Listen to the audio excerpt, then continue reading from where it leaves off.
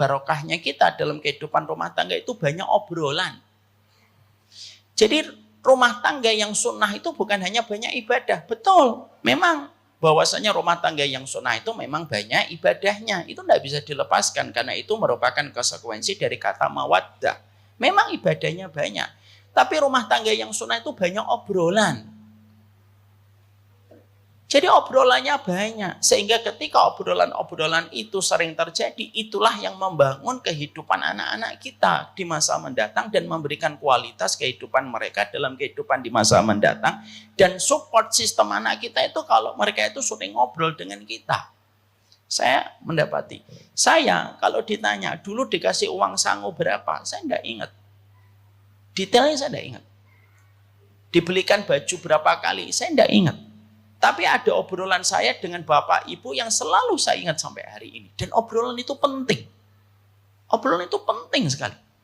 Contoh ibu dan bapak. Saya sering share tulisan bagaimana obrolan saya dulu dengan bapak dan ibu. Itu saya ingat betul. Contoh nih, saya ingat betul. Saya ketika awal berdakwah, saya ngomong, Pak, banyak orang menghujat saya, memfitnah saya. Bapak saya itu sambil pegang pundak saya. Ngomong, Nang, sabar. Oplek iku nek wis entek minyake mati dewi. Tahu artinya? Insya Allah enggak tahu.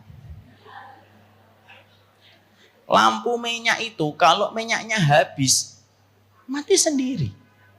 Loh, obrolan itu sudah hampir 10 tahun bahkan 15 tahun saat itu saya masih tinggal di Pamulang. Masih tinggal di Alam Asri, saya masih ingat itu. Loh, saya pada saat ketika tinggal di Alam Asri 1 itu saya masih ingat bapak saya pagi-pagi itu habis beli pecel di pasar sama ibu. Saya ngomong, Pak, banyak ada yang memfitnah saya begini dan begitu. Oplek iku nak wis entek minyake mati dhewe. Loh, kalimat itu simpel. Sampai sekarang tuh enggak pernah bisa saya lupa. Makanya kalau kita dihujat, saya nggak ada kebutuhan merespon, nggak ada. Ngapain saya merespon orang yang nggak penting? Tapi tenang, ngasih saya kekuatan. Ketika saya pernah ngobrol dengan ibu saya, misalkan ibu, saya pernah mengatakan sama ibu, kenapa ya kok ibu itu dikasih ujiannya berat, 2 anaknya cerebral palsy, padahal ibu orangnya solih betul, bapak juga orang yang baik, tidak pacaran, tidak pernah sentuhan kulit sama sekali sebelum nikah, tidak pernah itu wakuncar waktu kunjungan pacar. Kalau tahu wakuncar berarti fix Anda tahun 80 kelahiran.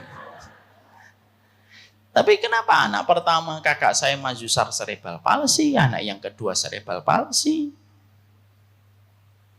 Kalimat dari ibu saya itu masih saya ingat. Kadang-kadang tobat belum tentu nasuha, istighfar belum tentu hati kita khusyuk, nak. Tapi kalau kamu ridho kepada pemberian Allah, apapun itu, setiap detiknya dihapuskan dosa-dosamu selama kamu sabar dan ridho terhadap titipannya Allah. Masuk ke kepala, tidak mungkin lupa.